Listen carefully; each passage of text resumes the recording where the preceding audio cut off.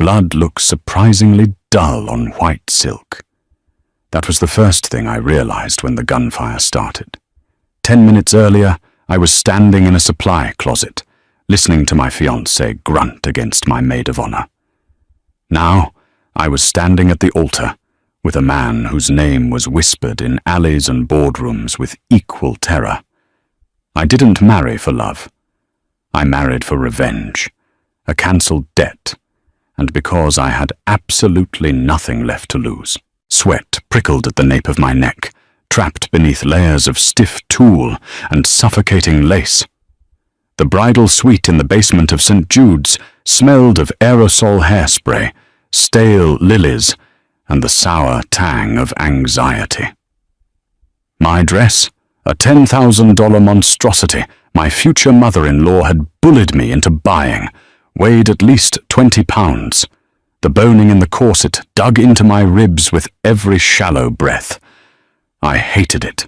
I hated the scratch of the sequins, the tight pinch of my satin heels, and the persistent throb behind my left eye. "Just 10 more minutes, Sadie," my mother had chirped before fluttering out to manage the caterers. I was alone. The silence of the basement room was thick, broken only by the hum of the ancient air conditioning unit rattling in the window. I needed a glass of water. More than that, I needed Connor. He had a way of grounding me, a steady hand on my shoulder that usually quieted the frantic buzzing in my skull.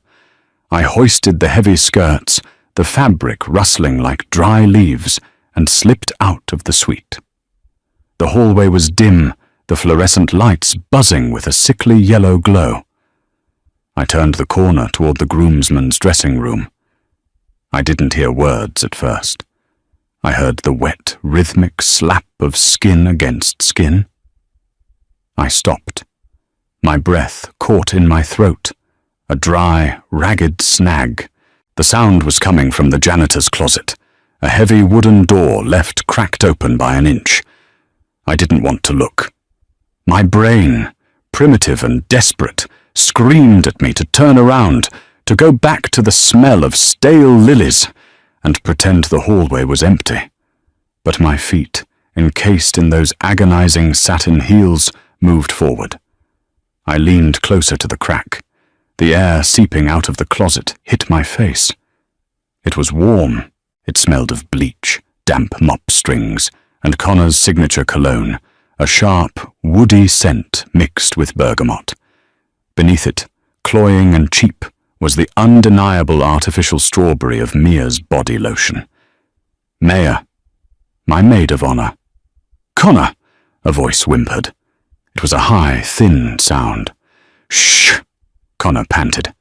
His voice, the voice that had whispered vows to me in the dark, the voice that had promised forever over a plate of cold pasta 3 years ago. Almost. Just wait. I didn't gasp.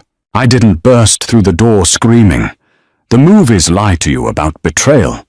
There is no soaring orchestral music, no dramatic collapse to the floor. Instead, my stomach churned with violent, sudden nausea. Saliva flooded my mouth, hot and metallic. My vision narrowed to the scuffed linoleum floor, a dirty beige tile with a black scuff mark shaped like a crescent moon. I felt distinctly, profoundly stupid. I pressed my hand against the cold plaster wall to steady myself. The rough texture of the paint scraped against my palm.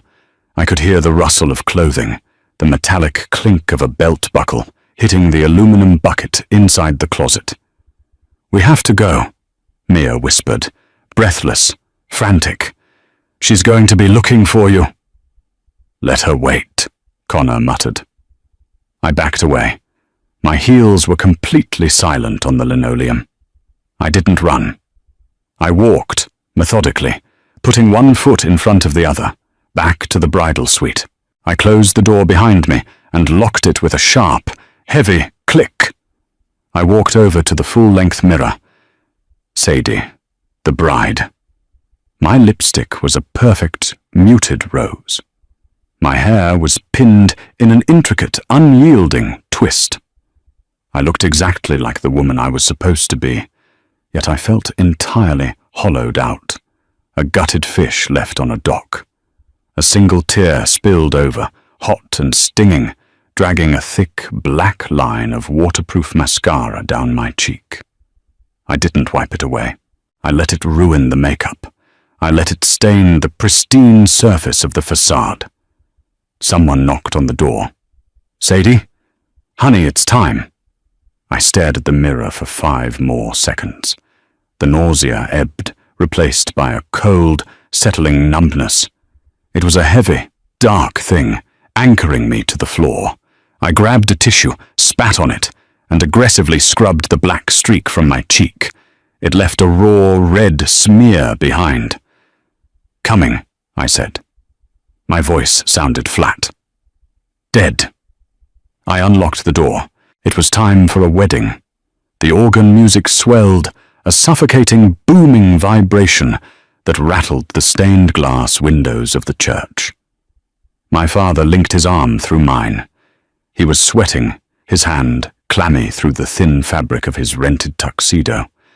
He smiled at me, a tight, nervous thing. "You look beautiful, kiddo," he whispered. I tasted bile at the back of my throat. "Thanks, Dad." The heavy oak doors opened. 200 faces turned toward me. 200 sets of eyes, judging, smiling, expecting a show.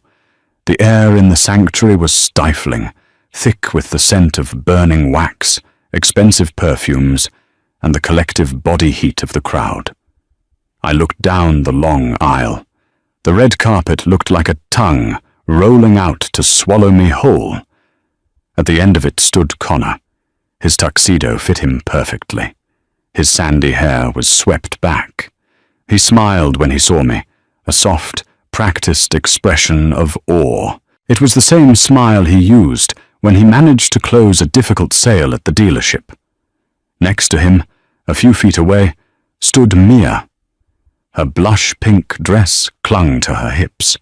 Her lips were slightly swollen. She wouldn't meet my eyes. I walked. Every step sent a jolt of pain up my calves from the shoes, but I welcomed it. The physical pain kept me tethered. It kept me from floating away into the rafters. When I reached the altar, my father kissed my cheek and handed me over. Connor reached for my hands. His fingers were warm. They felt slightly damp. "You're shaking," he whispered, stepping close. The smell of bergamot and wood smoke hit me, mingling sickeningly with a faint, lingering trace of artificial strawberry. "You look perfect." I looked at him, really looked at him. I saw the slight asymmetry of his jaw, the tiny scar above his left eyebrow, the way his pupils were slightly dilated with adrenaline. He was a stranger, a pathetic, lying stranger. The priest began to speak. His voice droned on, a monotonous hum of scripture and duty. I didn't hear a word of it. I was hyperfixated on the microphone clipped to the priest's lapel. And so, if anyone can show just cause why they may not lawfully be joined together, let them speak now, or forever hold their peace. The priest paused. It was a ceremonial pause, a fraction of a second meant for dramatic effect, before moving on. Nobody ever speaks. I pulled my hands out of Connor's grip. My skin felt instantly cold where his warmth had been. "I have a cause," I said. My voice wasn't loud, but in the cavernous silence of the church, it cracked like a whip. The organist, who had been softly playing a background chord, slipped and hit a dissonant, jarring note. Connor blinked. His practiced smile faltered, melting into a mask of pure confusion. "Sadie, what are you doing?" I turned toward the congregation. The faces were no longer smiling. They were a sea of wide, shocked eyes. I looked at Mia. The color drained from her face so fast she looked like a corpse in a pink dress. "He's screwing the maid of honor," I said. I leaned slightly toward the priest's lapel mic. The speakers overhead popped with static, amplifying my words to a booming decree. In the janitor's closet, about 15 minutes ago. She smells like cheap strawberry lotion, if anyone wants to verify. A collective gasp sucked the oxygen from the room. Somewhere in the third row, Connor's mother let out a strangled, high-pitched noise. "Sadie, are you insane?" Connor hissed, grabbing my wrist. His grip was tight, bruising. The facade was entirely gone now, replaced by a panicked, ugly snarl. "Shut up!" "Let go of me," I said, my voice dead calm. "You're ruining everything." He spat, his face turning a mottled, furious red. Before I could rip my arm away, before the murmurs of the crowd could erupt into full chaos, a sound cut through the tension. It was the sound of the heavy oak doors at the back of the church slamming open. It wasn't a polite entrance. The wood hit the stone walls with a violent, echoing crack that made everyone, including Connor, flinch. The temperature in the room seemed to drop 10 degrees. I looked down the long, red aisle. 4 men walked in. They didn't look like wedding guests. They wore suits, yes, but not the rented, ill-fitting kind. These suits were dark, meticulously tailored, and moved with a heavy, fluid grace. The 3 men in the back walked with their hands near their waists, their eyes scanning the pews with terrifying clinical precision. But it was the man in the front who sucked all the air out of the room. He was tall, with shoulders that blocked out the light from the vestibule. His hair was dark, clipped short on the sides, and his jaw looked like it had been chiseled from granite. He moved without making a single sound. No scuffing shoes, no rustling fabric. He was a shadow moving over the red carpet. The silence in the church shifted. It was no longer the silence of shock. It was the suffocating silence of primal fear. Connor let go of my wrist as if my skin had caught fire. I looked at him. He was trembling, actually vibrating with terror. His eyes were wide, fixed on the approaching man, and I watched, fascinated, as a bead of sweat rolled down his temple and dropped onto his stiff white collar. "Oh God," Connor whimpered. "No, not now." The man reached the altar. He didn't look at the priest. He didn't look at the 200 terrified guests. He looked at Connor. His eyes were black. Not dark brown, but a flat, lightless black. When he spoke, his voice was a low, gravelly rumble that vibrated in the floorboards beneath my feet. "Hello, Connor," Gabriel Rossi said.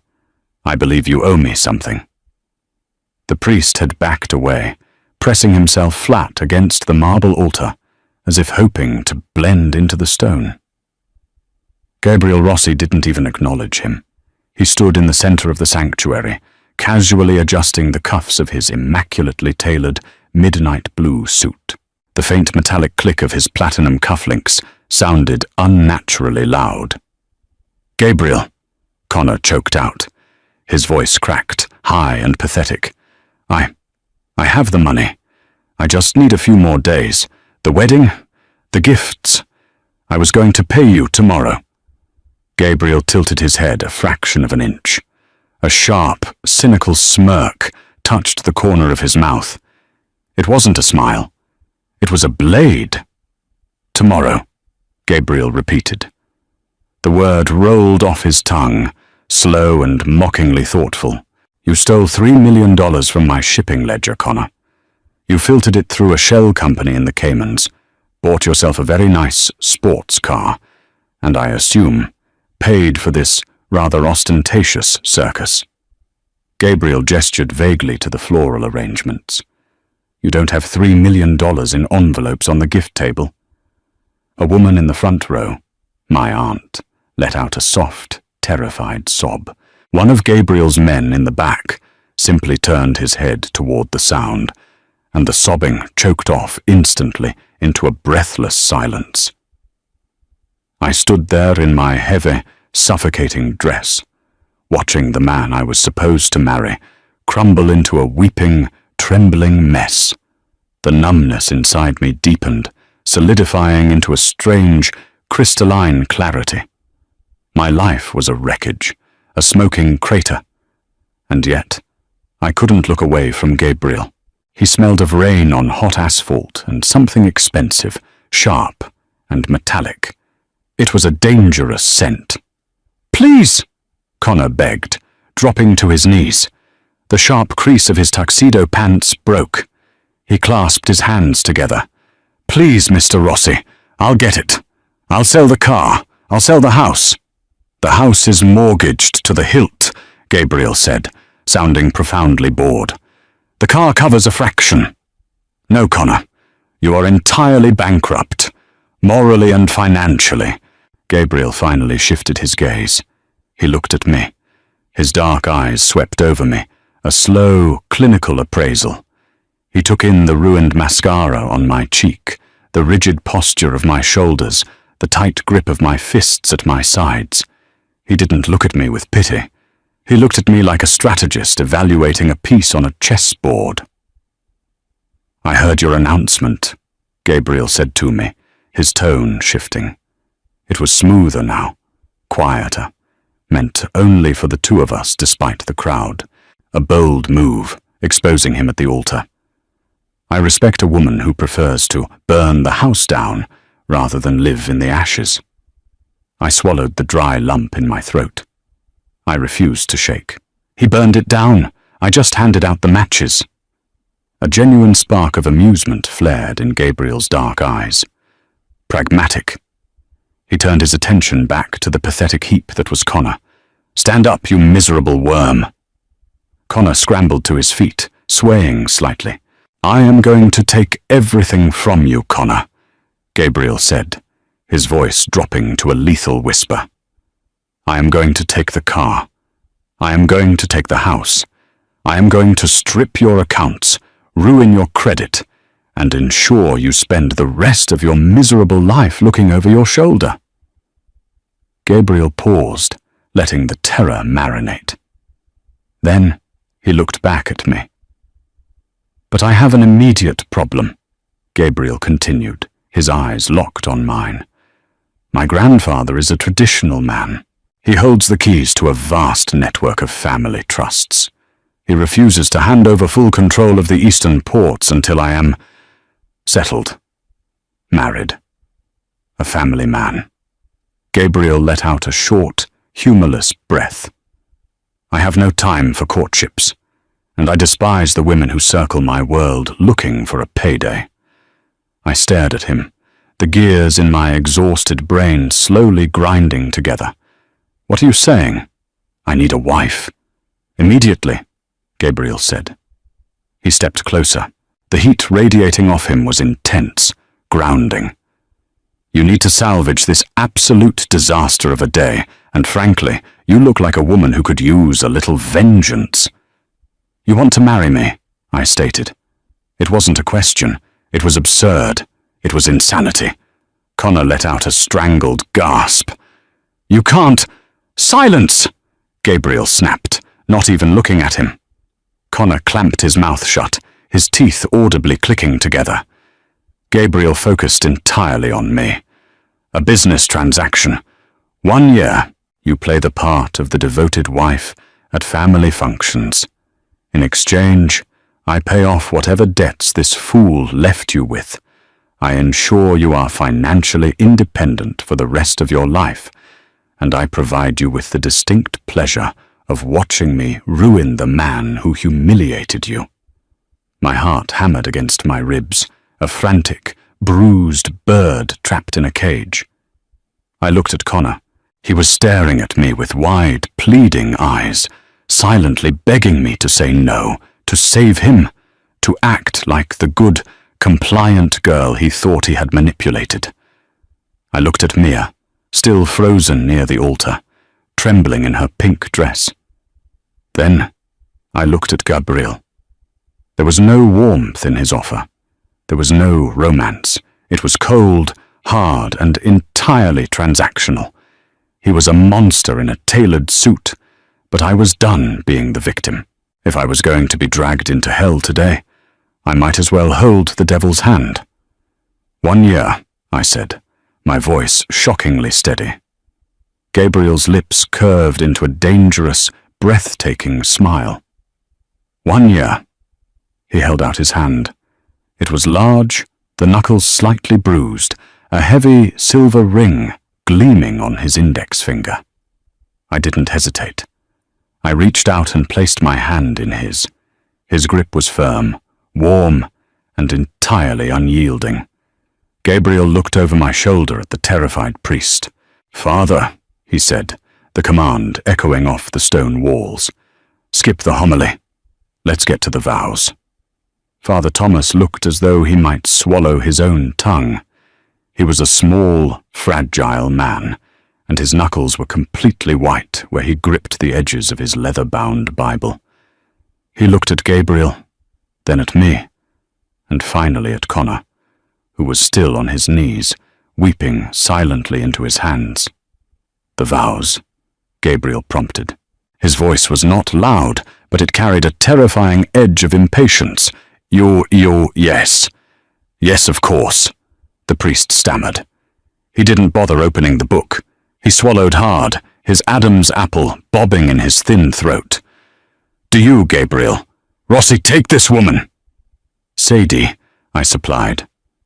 My own voice sounded disconnected, like I was listening to it through a thick wall of water. "Take Sadie to be your lawfully wedded wife?" "I do," Gabriel said. He didn't look at the priest. He was watching me, his dark eyes cataloguing every micro-expression on my face. "And do you, Sadie, take Gabriel?"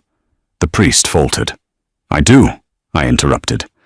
"The rings," Father Thomas squeaked. Gabriel finally looked away from me. He looked down at Connor. "The ring, Connor." Connor looked up, his face blotchy, his nose running. He reached into his tuxedo pocket with trembling fingers and pulled out the small velvet box. He fumbled with the hinge, dropping it once onto the stone floor before picking it up and holding it out. Gabriel didn't take the box. He waited. Understanding dawned on Connor with painful slowness. Shaking, he pulled the ring free. It was white gold, a thin band studded with tiny, cloudy diamonds. Connor held it up. Gabriel plucked it from his sweaty palm, holding the metal between his thumb and forefinger like a dead insect. He turned back to me and took my left hand. His skin was dry and warm. He slid the ring onto my finger. It fit perfectly, a cruel reminder of the life I was supposed to be starting 10 minutes ago. "By the power vested in me," the priest rushed, practically tripping over the syllables, "I pronounce you husband and wife. You may kiss." Gabriel stepped closer. The scent of rain and hot asphalt intensified, completely wiping out the lingering smell of Mia's strawberry lotion. I braced myself, my muscles locking up, expecting a brutal, claiming kiss meant for the audience. Instead, Gabriel leaned in and brushed his lips lightly against my cheekbone. It was barely a touch, a phantom pressure that lasted a fraction of a second. "Breathe, Sadie," he murmured against my ear. His breath was warm. "You look like you're going to pass out, and I don't carry brides." He pulled back. The sharp angles of his face gave nothing away. He turned to the congregation. They were perfectly still, a wax museum of horrified relatives and terrified friends. "Thank you all for coming," Gabriel announced, his voice echoing in the rafters. "The reception is cancelled." He placed a heavy hand against the small of my back, right where the boning of my corset dug the deepest. He didn't wait for me to process the command. He simply propelled me forward. We walked back down the red carpet. The silence was absolute. Nobody whispered. Nobody moved. I kept my eyes locked on the heavy oak doors at the end of the aisle. I didn't look at my mother, who was clutching her chest in the third row. I didn't look at Mia. I just put one agonizing satin heel in front of the other. When we breached the doors and stepped out onto the concrete steps of the church, the afternoon sun hit me like a physical blow. It was a beautiful, cloudless May afternoon. Traffic hummed on the street below. A woman walked a golden retriever on the opposite sidewalk. The world had kept spinning while my entire reality collapsed. A black SUV, sleek and heavily armored, idled at the curb. One of Gabriel's men, a giant with a thick neck and a badly broken nose, pulled the rear door open. Gabriel guided me inside. I gathered the massive, ridiculous skirts of my dress and folded myself into the leather seat. Gabriel slid in next to me, bringing the door shut with a solid, heavy thud that instantly muted the sounds of the street. The interior smelled of rich, conditioned leather and peppermint. The tinted windows turned the bright afternoon into a permanent, muted dusk. Gabriel leaned forward and tapped the glass partition, separating us from the driver. Home. The car pulled away from the curb. I looked out the window, watching the stone steps of St. Jude's roll past. Connor had stumbled out of the doors, his hands gripping his hair, looking frantically around the empty street. I turned away from the window. The adrenaline was beginning to drain out of my bloodstream, leaving behind a cold, hollow ache in my joints. The corset was crushing my lungs. "You can take the pins out," Gabriel said. I looked at him. He had already opened a slim tablet and was scrolling through lines of text, his expression entirely detached. He wasn't looking at me. My hands went to my head, my fingers clumsy and stiff. I started pulling the heavy metal bobby pins from the intricate twist at the nape of my neck, dropping them one by one into the cup holder between our seats. They hit the plastic with sharp, tiny clicks. "What happens now?" I asked. My voice sounded raw, like I had been screaming for hours. Gabriel didn't look up from his screen. "Now, you become Sadie Rossi, and we get to work." The drive lasted 45 minutes. We left the city limits, trading congested highways for winding, tree-lined roads that crept higher into the hills. The car turned off the main road onto a private drive, stopping before a pair of massive wrought-iron gates. They swung open silently, revealing a property that looked less like a home and more like a high-tech compound. The house was a sprawling structure of glass, steel, and dark stone, cut sharply into the side of a ridge. There were no manicured flower beds or charming fountains. The landscaping was brutally minimalist, sharp angles of concrete, low-lying shrubs, and strategically placed lighting that eliminated any shadows. I counted 4 cameras just on the driveway approach. The SUV stopped in front of the massive glass doors. Gabriel pocketed his tablet and stepped out, adjusting his suit jacket. He didn't open my door. The man with the broken nose did that. I stepped out onto the crushed gravel. It crunched loudly under my heels. The air up here was cooler, biting through the thin lace of my sleeves. Gabriel walked through the front doors without looking back to see if I was following. I hoisted my skirts and hurried after him, feeling entirely ridiculous. The inside of the house was a cavernous expanse of polished grey slate and floor-to-ceiling windows overlooking a dark, dense forest. It felt sterile, a place designed to be scrubbed clean of evidence. A woman was waiting in the foyer. She was in her late 50s, wearing a simple grey dress, her silver hair pulled back into a severe bun. Her posture was ramrod straight. "Welcome back, Mr. Rossi," she said.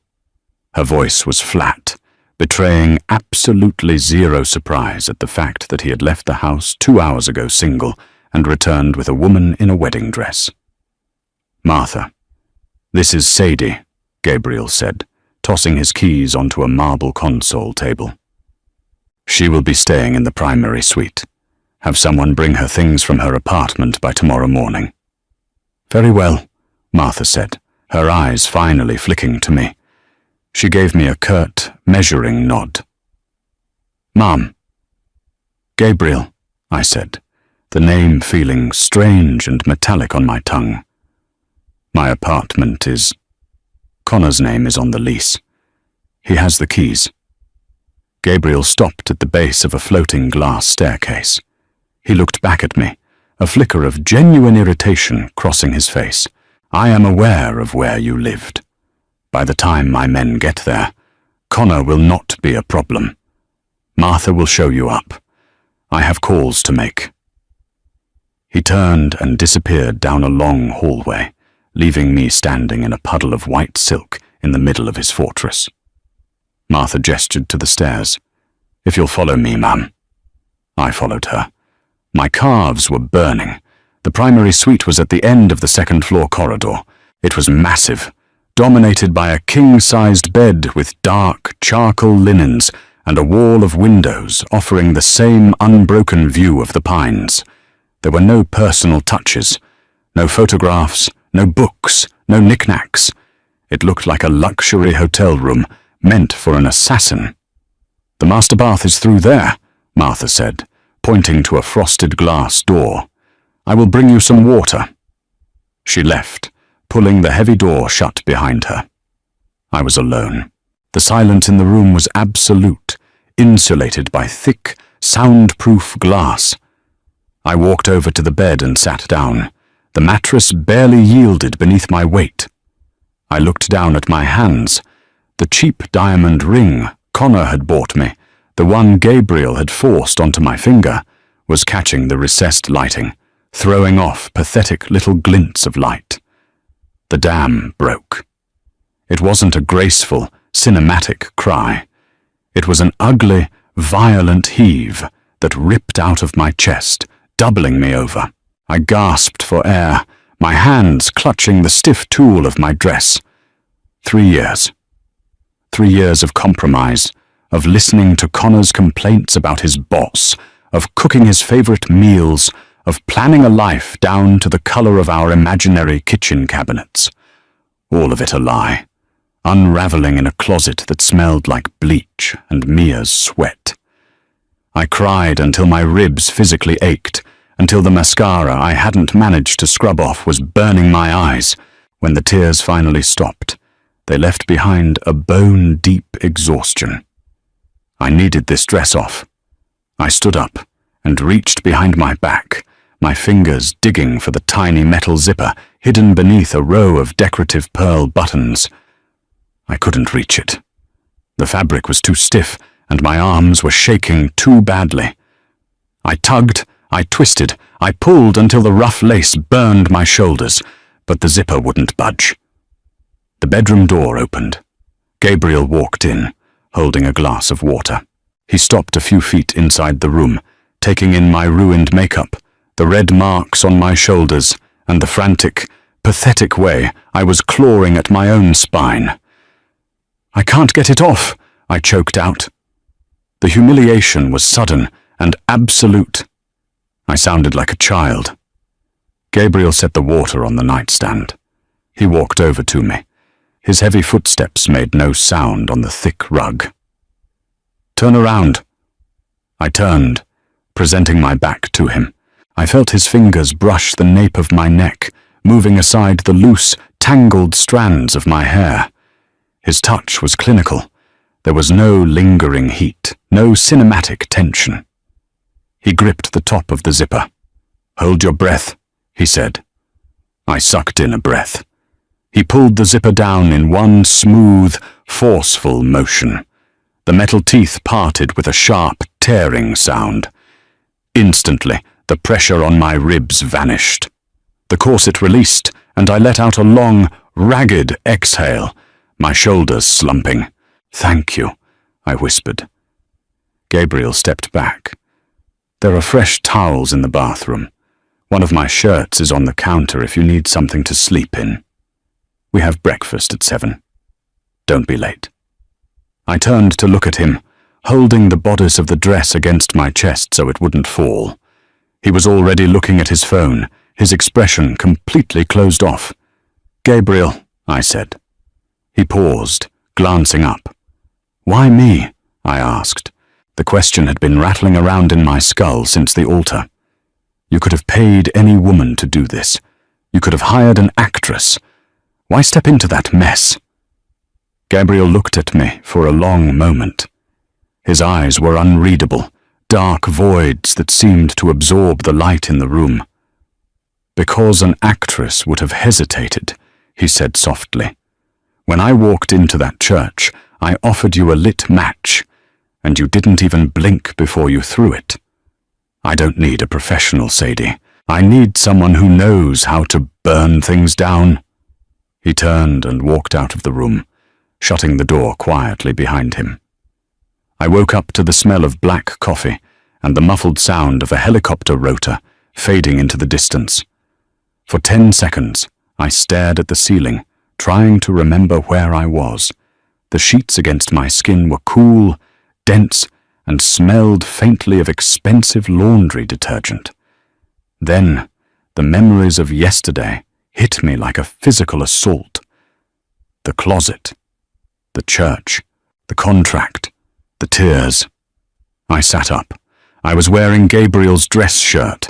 It was stark white, incredibly soft, and swallowed me whole, the hem stopping mid-thigh. My wedding dress was gone. Someone had come into the room while I was dead to the world and removed the $10,000 mistake. I swung my legs over the side of the bed. My feet hit the hardwood floor, and a sharp spike of pain shot up my left calf, a lingering souvenir from the satin heels.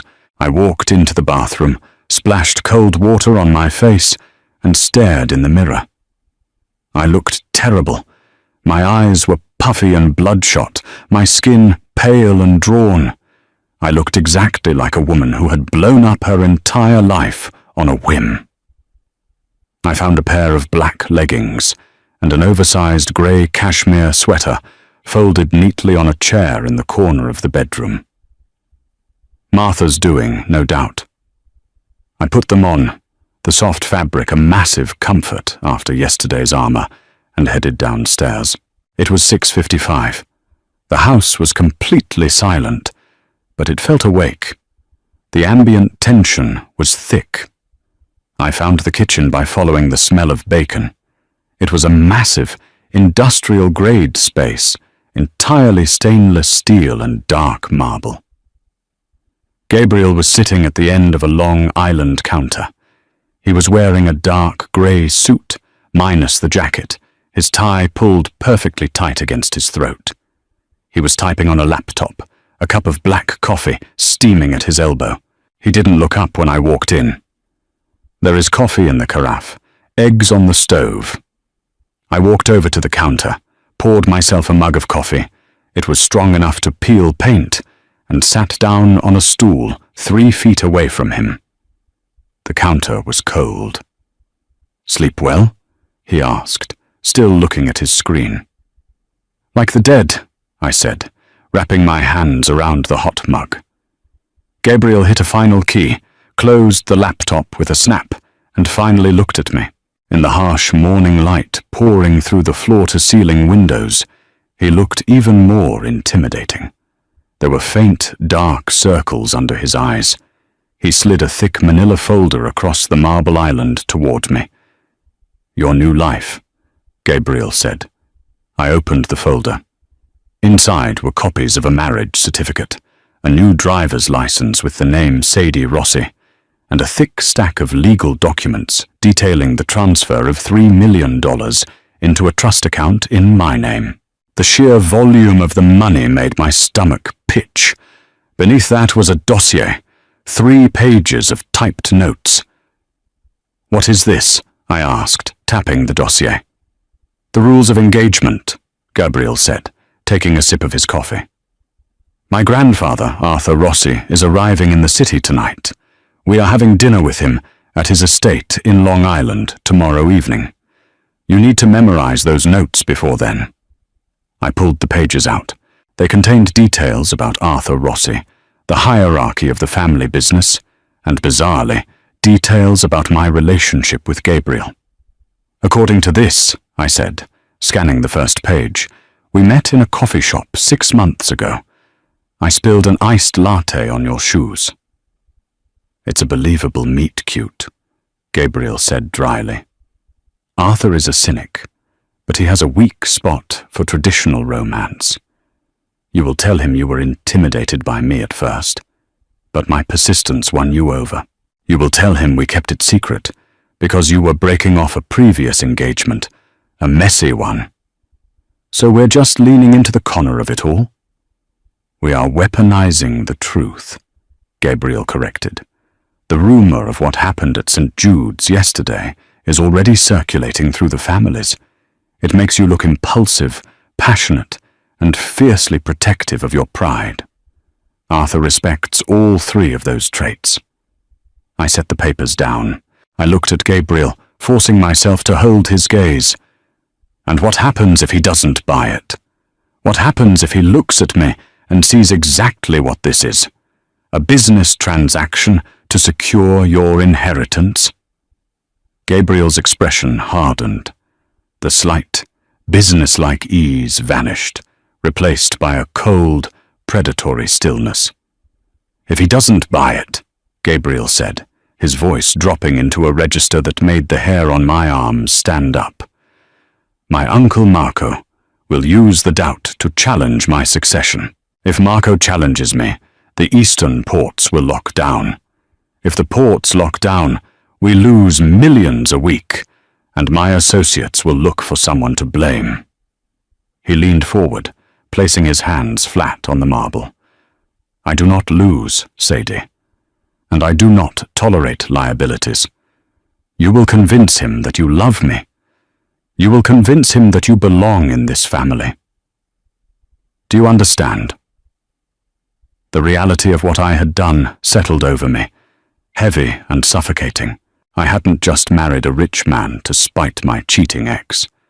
I had walked straight into a war zone wearing a blindfold. I understand, I said, my voice steady despite the hammering in my chest.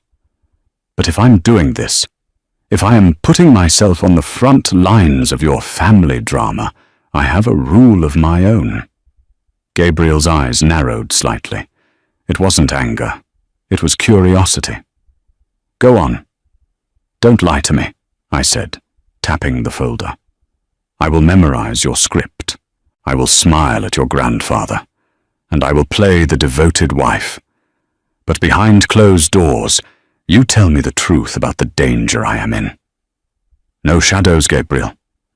If someone is coming for you, I want to know exactly where to stand, so I don't get shot.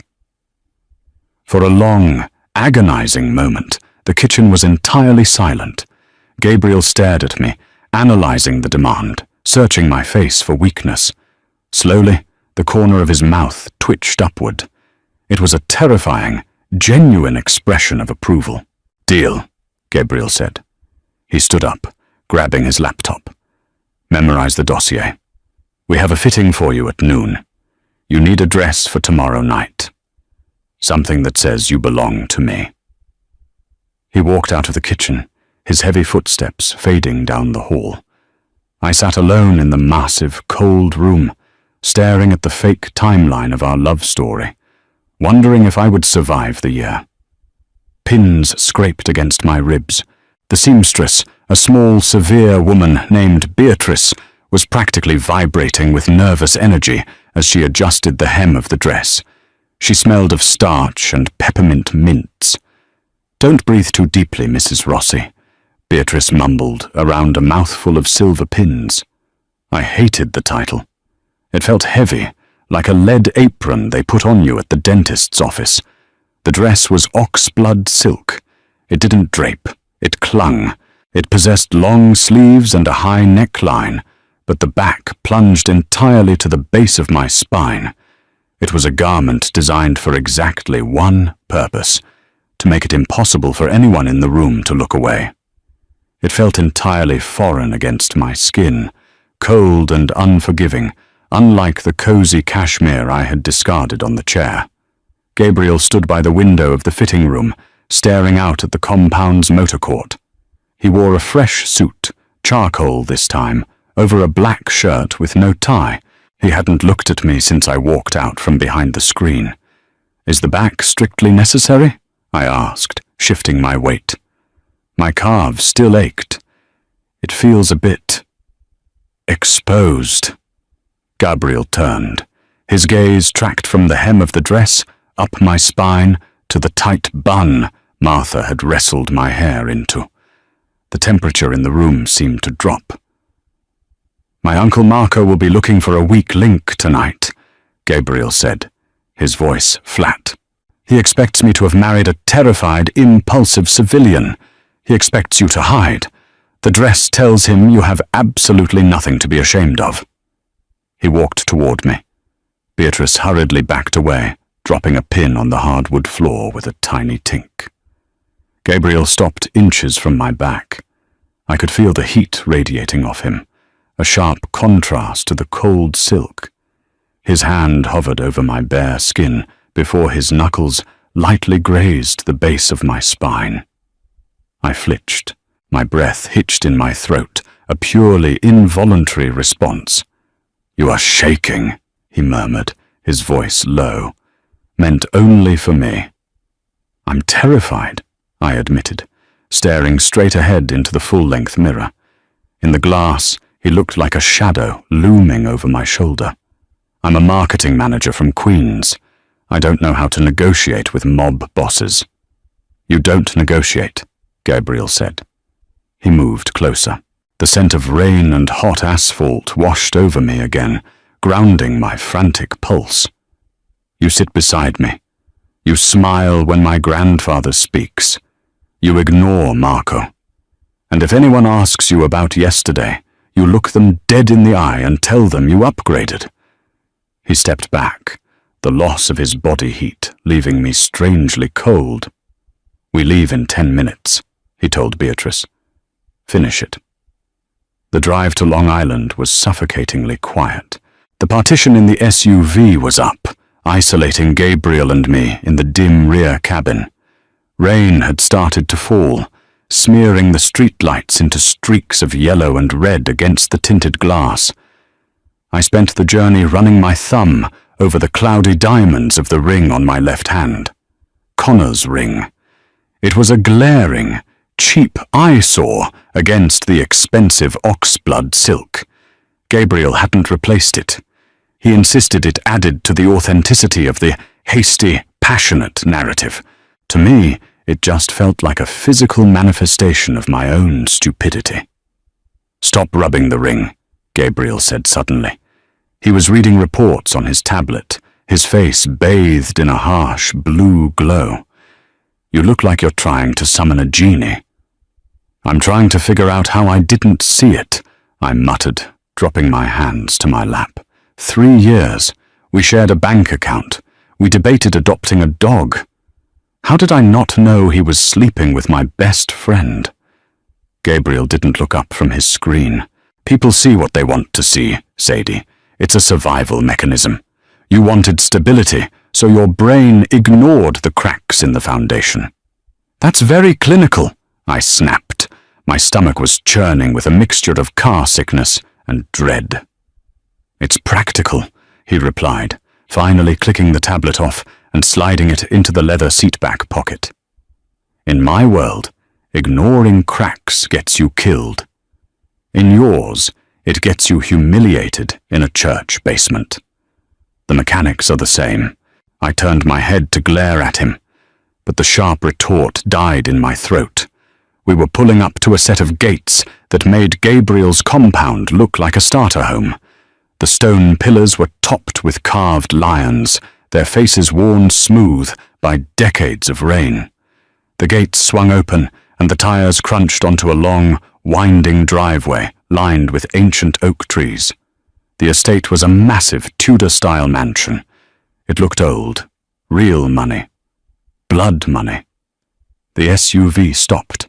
The heavy door was pulled open by a man in a black raincoat. The cold air rushed in, smelling of wet earth, dying leaves, and the distant, salty tang of the ocean. Gabriel stepped out first. He didn't offer me a hand, but he waited, his broad shoulders shielding me from the worst of the wind as I climbed out. "Shoulders back," he instructed quietly. Do not look down." I forced my spine straight. The cold silk of the dress pressed against my bare back. I stepped up to his side, and without a word, he offered me his arm.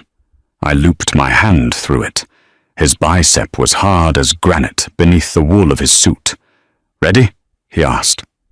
"No," I said. "Good," Gabriel said, a dark smirk touching his lips. "Fear keeps you sharp.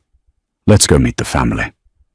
The inside of the house smelled like roasted garlic, old wood smoke, and an undercurrent of something sharp and chemical. Cigar smoke baked into the expensive Persian rugs. The foyer was dimly lit by a massive, dripping crystal chandelier that looked entirely out of place against the dark oak paneling. A butler, an actual butler in a vest, took Gabriel's coat but didn't dare look me in the eye. Gabriel led me down a long hallway, our footsteps muffled by the thick runners. The murmur of voices grew louder. I squeezed his arm. He didn't react, but he subtly adjusted his stance, pressing my hand firmer against his side. We entered the dining room. It was a cavernous space. A mahogany table stretched down the center, set for 12, though only 3 people were in the room. At the head of the table sat Arthur Rossi. He was smaller than I expected, frail and hunched in a high-backed leather chair. He had Gabriel's black eyes, but where Gabriel's were sharp and calculating, Arthur's were clouded with age and suspicion. An oxygen tank sat quietly humming near his right foot. To his left sat a man in his late 50s. Marco. He wore a double-breasted suit that was a bit too tight, his hair slicked back heavily with product. He smelled strongly of bergamot and expensive musk. He was swirling a glass of amber liquid, his eyes locked on me the moment I crossed the threshold. "Gabriel," Arthur said. His voice was a raspy, wet wheeze, but it commanded the room instantly. "You're late." "Traffic on the bridge, nonno," Gabriel replied smoothly, not dropping my arm. He guided me toward the table. "I'd like you to meet my wife, Sadie." Silence fell over the room, like a heavy, suffocating blanket. Arthur leaned forward, resting his chin on a silver-tipped cane. His milky eyes dragged over me, stripping away the oxblood silk, the makeup, the facade. I felt violently exposed. I remembered Gabriel's instruction, "Do not look down." I kept my chin leveled, forcing myself to hold the old man's stare. "Sadie," Arthur rasped. He tasted the name. "Not an Italian girl." "No, sir," I said. My voice was remarkably steady, though my stomach was doing violent, sickening flips. "Irish, mostly, with a bit of everything else." Marco let out a short, ugly laugh. It sounded like a bark. "Everything else? I suppose that's one way to describe what happened at St. Jude's yesterday. A real melting pot of drama." Marco set his glass down. The clink was loud in the quiet room. "I heard you made quite the spectacle, sweetheart. Dumped the car salesman at the altar and jumped into my nephew's car before the ink on the marriage license was even dry. You work fast." Heat flooded my cheeks. It wasn't embarrassment.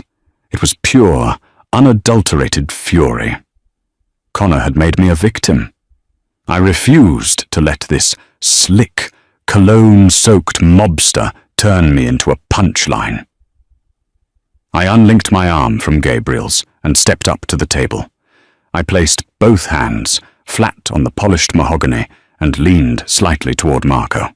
My fiancé was having sex with my maid of honor in a janitor's closet while my father was waiting to walk me down the aisle, I said, my voice dropping into a dangerously calm register. I didn't make a spectacle, Marco. I eliminated a liability. I prefer men who don't hide their filth behind closed doors. Marco's smirk vanished. His jaw tightened, the skin around his eyes pulling taut. I turned my attention back to Arthur. The old man was perfectly still. "Gabriel doesn't lie to me," I said, holding Arthur's gaze. He told me exactly what this family is.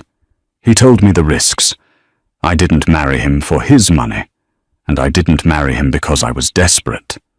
I married him because he is the only man I've ever met who looks a threat in the eye and destroys it. I wanted to be on the winning side. The silence stretched. It pulled tight, a rubber band ready to snap and take my eye out. I could feel Gabriel standing behind me, perfectly still, a coiled spring. Then Arthur began to cough. It started low in his chest, a wet, rattling sound that slowly morphed into a dry, breathless chuckle. He tapped his cane against the floor. "She has teeth," Arthur wheezed, his clouded eyes crinkling at the corners. He looked past me to Gabriel. "I like her, Gabe. She's too skinny, and she looks like she needs a stiff drink. But I like her. Sit down. Both of you." I pulled my hands off the table. My palms left two foggy, sweaty prints on the mahogany. I wiped my hands on the invisible seams of my dress and took the chair Gabriel pulled out for me. Dinner was agonizing. The food, heavy plates of veal parmesan, rich risotto, and bitter greens, tasted like ash in my mouth. I focused on the mechanics of eating. Cut, lift, chew, swallow. I drank 3 glasses of the heavy red wine they poured, letting the alcohol blunt the razor-sharp edges of my anxiety. Marco didn't speak to me again. He directed a barrage of passive-aggressive questions at Gabriel regarding a shipment detained in Newark. Gabriel answered them all with a chilling, detached calm, dissecting Marco's arguments with surgical precision while never raising his voice. I watched them. I watched the way Gabriel held his knife, the tight control in his shoulders, the way he commanded the space simply by existing in it. He wasn't just a businessman. He was a predator, patiently enduring the buzzing of a fly. "And the car salesman?" Arthur asked suddenly, pushing his half-eaten plate away. The question was directed at Gabriel, but the old man's eyes flicked to me. "I don't like loose ends. Does he have family? Connections?" "Connor is a civilian, nonno," Gabriel said, taking a sip of his wine. "He owes me a substantial amount of money. Or rather, he did." "Did?" Marco echoed, raising an eyebrow. "He defaulted," Gabriel stated calmly. "His debt has been restructured." A cold spike of adrenaline pierced through the wine haze in my brain. Restructured. "Good," Arthur grunted, wiping his mouth with a linen napkin. "A man who cannot respect his own bride cannot be trusted to respect his debts. Make an example of him. Show the girl you can protect what is yours." Gabriel didn't look at me. He just nodded once. "It is already in motion." Rain hammered the roof of the armored SUV, a heavy, rhythmic drumming that felt entirely separate from the sterile quiet of the leather-bound cabin. The tires hissed aggressively over flooded asphalt. I slumped against the door, digging my heel into the edge of my opposite foot until the agonizing black pump popped off. I did the same to the other. My toes were numb. The arches of my feet throbbed with a dull, hot ache. Every breath I took fought against the rigid boning of the oxblood silk corset, the fabric acting like a second, unforgiving rib cage. I tasted the heavy metallic tannins of the red wine at the back of my throat, masking the lingering bitterness of the greens from Arthur's table. "You did well." Gabriel's voice broke the silence, steady and flat. I turned my head. The harsh blue glare of his tablet screen washed over the sharp angles of his jaw, highlighting the faint shadow of stubble that hadn't been there at noon. He wasn't looking at me. His fingers swiped across the glass, dismissing whatever multi-million-dollar problem was on his desk. "I lied through my teeth," I said, staring at the blurred, bleeding red taillights of a semi-truck ahead of us. I used my own humiliation like a poker chip to buy your grandfather's approval. It was disgusting. You survived, Gabriel countered. He tapped a final command on the screen and hit the lock button. The blue light vanished, plunging the cabin back into dim, amber street lamp shadows. In this family, survival is the only metric that matters. Morality is a luxury for people who don't have a target on their backs. I let my head loll against the cold glass of the window. The condensation seeped through the thin silk at my shoulder. The wine was making me bold, stripping away the heavy filter of self-preservation that had kept me tightly wound for the last 8 hours.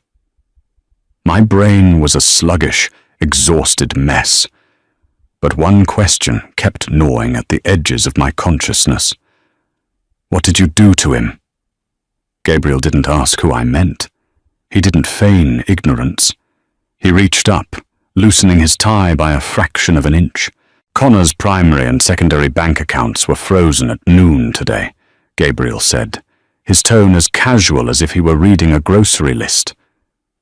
The dealership he worked for happens to be a subsidiary of a holding company I control. He was terminated at 2 p.m. Gross negligence, documented and filed. He won't get severance. I sat up straight. The movement sent a sharp cramp up my right side, but I ignored it. You took his job? I took his foundation, Gabriel corrected, turning to look at me. His black eyes caught the passing headlights, briefly flashing like obsidian. His landlord, an associate of mine, served him with an immediate 30-day eviction notice this evening. The sports car he bought with my money has already been repossessed. It's currently sitting in a salvage yard in Queens, waiting to be crushed. My breath caught in my throat, a ragged little snag. By Monday morning, Gabriel continued, his voice dropping into a colder, quieter register. His credit score will be a smoking crater. He owes me $3 million, Sadie. He will spend the rest of his pathetic life working minimum wage, cash-in-hand jobs just to cover the vig. He will never own property. He will never secure a loan. He is entirely, irrevocably erased from polite society. I stared at him. It was one thing to crave revenge when you were standing in a church basement, crying over ruined waterproof mascara and a broken future. It was another thing entirely to hear the sterile, methodical, bureaucratic destruction of a human being's entire existence. There was no screaming, no physical violence. Gabriel had simply pressed a few buttons on a tablet and wiped Connor off the map. Do you pity him? Gabriel asked. It wasn't a taunt. It was a genuine, measuring question. He was watching my face, cataloguing the micro-expressions, waiting to see if the civilian in me would break. I looked down at my hands in my lap. I thought about the janitor's closet. I remembered the wet, rhythmic sound of skin slapping skin, the cloying, cheap smell of Mia's strawberry lotion cutting through the bleach. I remembered the way Connor had looked at me at the altar, not with guilt, not with sorrow, but with absolute fury, blaming me for exposing his lie to his mother. He hadn't been sorry. He had just been caught. I leaned back against the plush leather seat. No, I whispered. The truth of the syllable surprised me. It tasted metallic and cold on my tongue, but it was solid. I don't pity him at all. Gabriel studied me for a long, silent moment. Slowly he shifted his weight and reached across the wide expanse of the center console. I tensed, my muscles locking, expecting him to hand me a document, to point to a screen, to give me another command. Instead, his large, warm hand closed over mine. His grip was firm, engulfing my fingers and entirely hiding the cheap, cloudy diamond ring that still dug into my left hand. The contrast of his rough knuckles against the smooth, freezing silk of my dress was jarring. "Good," Gabriel murmured. The gravel in his voice was softer now, brushing against the quiet hum of the engine. "Because sympathy is a liability you can no longer afford." He didn't pull his hand away. We sat in silence as the heavy-armored vehicle tore through the dark, rain-slicked streets, leaving the old world far behind. I looked down at our joined hands. The blood-red fabric, the dark wool suit, the quiet, violent power radiating from the man beside me. I had traded a pathetic, lying boy for a literal monster. I had signed a contract for 1 year of pretending, of navigating a labyrinth of blood money, grudges, and hidden knives. But as Gabriel's thumb began to trace a slow, absent-minded, terrifyingly gentle circle against the back of my hand, a cold realization settled deep in the pit of my stomach. I wasn't afraid of the monster. I was afraid of how easily, how eagerly, my lungs were learning to breathe in the dark.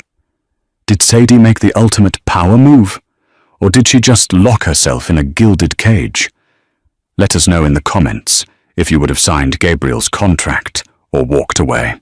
If you loved this dark, twisted dive into betrayal and mafia vengeance, smash that like button, share this with your fellow romance addicts, and absolutely make sure you subscribe. Turn on notifications so you never miss another intense story. What do you think happens when the 1-year contract is up?